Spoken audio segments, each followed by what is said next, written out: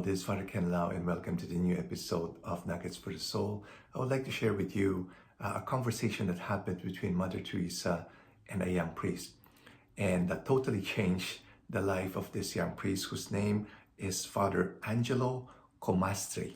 Okay, and I'm reading this from the book The Power of Silence by Robert Cardinal Sarah. So this is Father Angelo Comastri, who today is a Cardinal Archpriest of St. Peter's Basilica in Rome.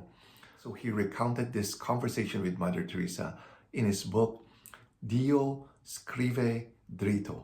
Okay, so he wrote, I telephoned the General House of the Missionaries of Charity so as to be able to meet Mother Teresa of Calcutta. But their answer was categorical. It is not possible to meet Mother. Her engagements do not allow it. I went there anyway. The sister who came to open the door for me very politely asked me, what do you want? I would just like to meet Mother Teresa for a few moments. Surprised, the sister replied, I'm sorry, that's not possible. I did not budge, and thus made the sister understand that I would not leave without having met Mother Teresa. The sister went away for a few moments and came back in the company of Mother Teresa. I was startled and speechless. Mother had me sit down in a little room near the chapel. Meanwhile, I had recovered a bit and managed to say, Mother, I'm a very young priest. I'm taking my first step. I came to ask you to accompany me with your prayers. Mother looked tenderly and kindly at me. Then smiling, she replied, I always pray for priests. I will pray for you also. Then she gave me a miraculous medal, put it in my hand, and asked me, for how much time do you pray each day? I was astonished and a little embarrassed. Then gathering my thoughts, I replied, Mother, I celebrate Holy Mass each day. I pray the breviary each day. You know that these days that is a proof of heroism. This was in 1969, before the Divine Office was simplified. I pray the Rosary each day also, and very gladly, because I learned it from my mother.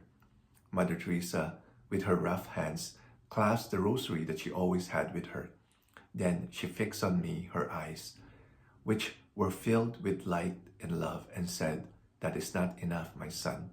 That is not enough, because love cannot be reduced to the indispensable minimum. Love demands the maximum. I did not understand Mother Teresa's words right away, and as though to justify myself, I replied, Mother, I expected from you instead this question, what acts of charity do you do? Suddenly, Mother Teresa's face became very serious again, and she said in a stern tone of voice, do you think that I could practice charity if I did not ask Jesus every day to fill my heart with his love? Do you think that I could go through the streets looking for the poor if Jesus did not communicate the fire of his charity to my heart? I then felt very small. I looked at Mother Teresa with profound admiration, with a sincere desire to enter into the mystery of her soul, which was so filled with the presence of God. Enunciating each word, she added, read the gospel attentively, and you will see that Jesus sacrificed even charity for prayer. And do you know why? To teach us that without God, we are too poor to help the poor.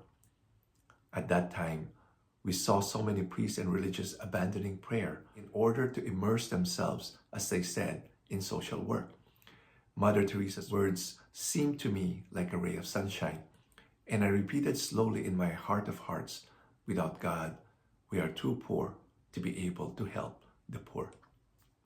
So we see here the importance of devoting time to God in prayer and adoration, and also the reading of Scripture. So as we experience the love of God in our time of prayer, then we have something to offer to our less fortunate brothers and sisters, and to everyone around us. God bless. The living saint, Jesus, Mary, Joseph, we trust in you.